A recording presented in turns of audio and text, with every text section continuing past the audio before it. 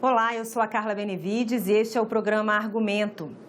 Auxílio Brasil de R$ 405, salário mínimo de R$ 1.302 e recursos para reajuste dos servidores públicos. Essas são algumas das previsões que estão no projeto de lei orçamentária para 2023, enviado pelo governo ao Congresso Nacional. E é sobre esse assunto que a gente conversa agora com o senador Marcelo Castro, que é o relator geral do orçamento. Senador, muito obrigada pela sua participação aqui no programa. Eu que agradeço, Carla. É um prazer estar aqui em seu programa mais uma vez. Senador, queria começar falando de Auxílio Brasil e também da tabela do imposto de renda que não houve reajuste. Há em relação ao Auxílio Brasil, havia aí a expectativa de que ele ficasse em R$ 600 e que a tabela também fosse corrigida. Há alguma coisa que possa ser feito aqui no Congresso, em conversas, em negociações, para que tanto a tabela quanto o Auxílio Brasil possam receber aí mais incrementos? Não, para nós fica muito difícil de fazer, Carla, por causa do teto de gastos. O que é que nós estamos esperando, honestamente? É que, como o presidente Bolsonaro, a exemplo de outros candidatos, tem falado que iriam manter o auxílio no valor de R$ 600, porque você sabe que, basicamente, o auxílio são R$ 400, e teve um plus de R$ 200 com a emenda constitucional 123, que nós aprovamos agora, dando, já este ano, dando um auxílio caminhoneiro, dando um auxílio gás, dando um auxílio táxi e dando R$ 200 e aumentando o número de famílias para ficarem recebendo R$ 600, dado a crise que o país está vivendo. Como o presidente Bolsonaro tem reiteradamente dito que vai continuar o valor de R$ 600, porque o que nós aprovamos foi só até o dia 31 de dezembro, e ele está dizendo que no ano que vem vão continuar esses R$ 200, quer dizer, fazendo um total de R$ 600, nós esperávamos, honestamente, que na proposta orçamentária ele mandasse essa previsão dos R$ 600, porque os outros candidatos não são presidentes, eles não podem propor, eles só podem prometer. O Bolsonaro não precisa prometer, ele tem os instrumentos para propor.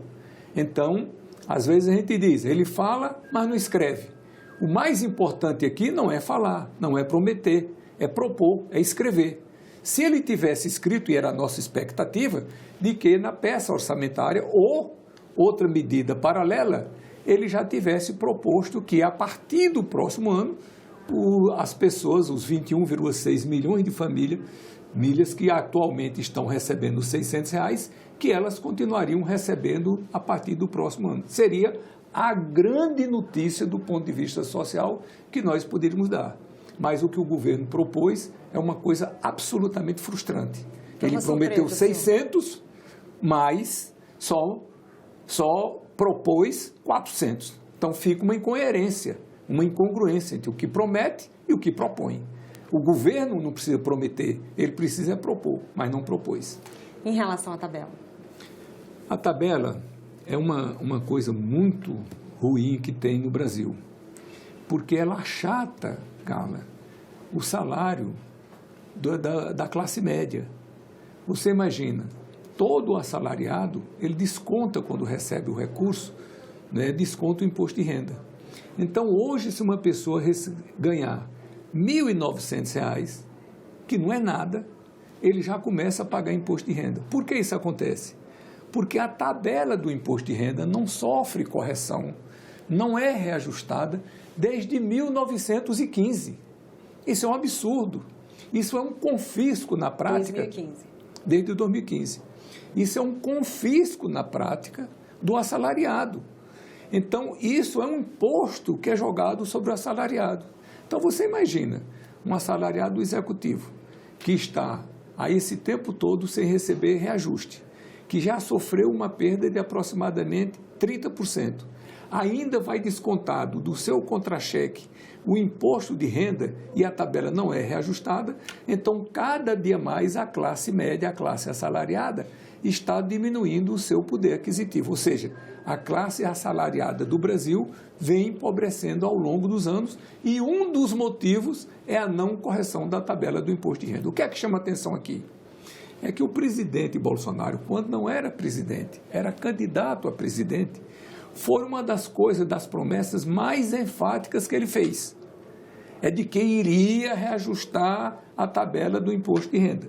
Não reajustou no seu primeiro ano de governo, nem no segundo, nem no terceiro e nem no último.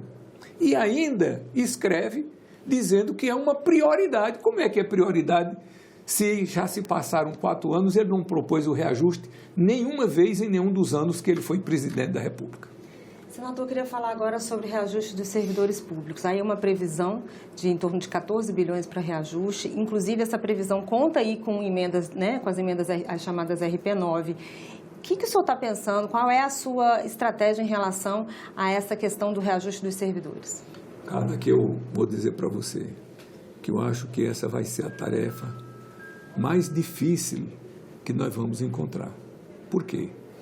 Porque o rigor fiscal, a folga que nós temos para fazer qualquer modificação é mínima, é ínfima. Eu mostrei na coletiva que dei que até 2015 o Brasil tinha de despesas obrigatórias menos de 80%. Por consequência, nós tínhamos mais de 20% de despesas discricionárias. Nessas despesas discricionárias está a capacidade de investimento do governo em saúde, educação, infraestrutura, segurança, tudo mais. E isso vem diminuindo. As despesas obrigatórias vão avançando e as despesas discricionárias vêm diminuindo. Ao ponto que o que está proposto para o próximo ano é que as despesas obrigatórias vão fazer um total de 93,7%. E as despesas discricionárias, que até 2015 era acima de 20%, elas foram reduzidas agora para apenas 6,3%. Ou seja, o Brasil perdeu, ao longo desses anos, de 2015 para cá, completamente a sua capacidade de investimento. Então, nós estamos com o equilíbrio fiscal muito frágil, fica difícil de algum avanço maior. O que é que eu me comprometo? E farei isso com muito diálogo, com muita responsabilidade, com muita segurança. É que eu acho que não é correto o Judiciário, o Legislativo, o Ministério Público, a Defensoria Pública, que tem os servidores públicos federais, que têm os salários maiores, tenham um aumento, como o Judiciário está propondo para o ano que vem, de 9%, e os servidores do Executivo, que são os servidores públicos que ganham menos, né, tenham um aumento menos de 5%, ou seja, a metade do reajuste que vão ter os poderes que ganham mais. Então, como relator geral, eu me comprometo a debruçar, a estudar, a fazer remanejamento, a fazer o que for possível para a gente trazer uma equidade e tratar todos igualmente, equitativamente. É a nossa intenção. Senador, a gente estava falando aqui mais cedo, inclusive na coletiva, que as emendas de relator, as RP9, já estão aí, já foram, o governo já encaminhou algumas delas para algumas áreas do orçamento, como a saúde, inclusive a questão do reajuste dos servidores públicos. Isso diminui a sua margem de negociação em relação a essas emendas, ou para o senhor, de certa forma, isso é um caminho já meio caminhado, meio andado? Não, eu acho que eu vou nessa linha aí. Quer dizer, se o governo tivesse feito como fez nas outras propostas dos anos anteriores, eu teria que destinar a critério, discutindo com a Comissão de Orçamento, área tal, etc., até chegar ao total de 19,4 bilhões de reais. Mas o governo já deu uma sugestão. Isso significa que nós seremos obrigados a cumprir a sugestão do governo? Não. Nós podemos fazer o remanejamento internamente. Eu acho que essa área está mais, essa área está menos, essa área merece mais, tiro daqui, boto para ali.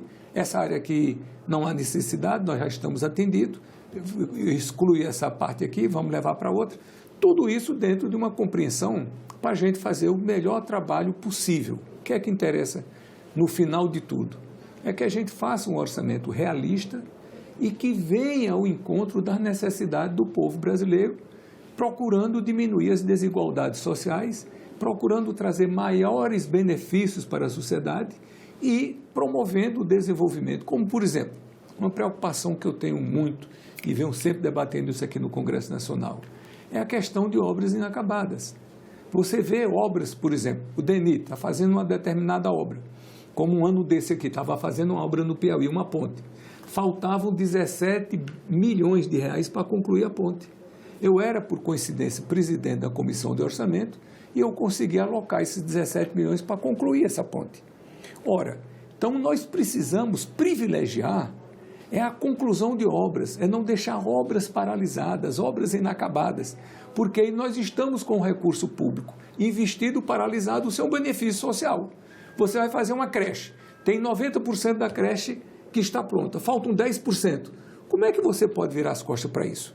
Então, eu tenho essa grande preocupação para que os recursos que nós temos hoje discricionários, que são ínfimos, que a gente tenha o melhor benefício, e eu acho que o melhor benefício é preservando, conservando o patrimônio que nós temos, por exemplo, a infraestrutura, as estradas que precisam de investimento para se manterem em boas condições de trafegabilidade e concluindo aquelas obras que estão inconclusas, porque aí a obra passa a ter o retorno social. Senador, para a gente finalizar, que o nosso tempo já está acabando, o senhor tem uma missão difícil, né, que o senhor vai fazer preparar um orçamento, um relatório de um orçamento para um primeiro ano de um futuro governo, que pode ser esse ou pode ser outro, né? E aí o senhor falou que pretende conversar com a equipe econômica para resolver algumas, né, questões, aí começa do Auxílio Brasil, enfim. Qual equipe econômica o senhor vai conversar? Essa atual ou o senhor vai esperar o presidente eleito? Não, de qualquer forma eu vou ter que esperar, porque esse mês agora de setembro é um mês de campanha mais intensa. Então, os parlamentares não vêm aqui ao Congresso, estão renovando os seus mandatos, principalmente os deputados, que a imensa maioria deles é candidata à reeleição. Os senadores, quando não são candidatos, por exemplo, no meu caso, eu sou dirigente partidário, então tenho que estar envolvido com a campanha, ainda por cima tenho um filho que é candidato, tenho que estar envolvido na campanha. Eu acho que esse mês de setembro nós não vamos resolver nada do orçamento. Então, terminada a eleição, o que é que vai acontecer? Eu entendo que, se for um outro presidente, vai ter a nova equipe econômica, vem aqui ao Congresso Nacional negociar conosco as suas prioridades. É o normal. Não estou dizendo que isso obrigatoriamente vai acontecer. Se for o atual presidente que for reeleito, acredito também que a equipe econômica venha negociar conosco as prioridades, como, por exemplo, o presidente Bolsonaro está prometendo o auxílio de R$200. Ele não contempla aqui. Para ele cumprir isso daí, vai ter que haver uma ampla negociação. Então, de qualquer sorte, eu acho que efetivamente, só depois da eleição, com a nova equipe econômica atual ou outra, é que nós iremos dar o start em definitivo para fazer o novo orçamento de 2023. Senador, muito obrigada e bom trabalho aí para o senhor nessa missão. Eu que agradeço, Carla. É um prazer muito grande sempre me dirigir ao povo brasileiro para a gente prestar conta da nossa atuação aqui no Congresso Nacional. Obrigada, senador. E eu agradeço a você também que nos assistiu. Esse programa já está disponível no nosso site, senado.leg.br/TV e também no nosso canal no YouTube. Obrigada pela sua audiência e até o próximo argumento.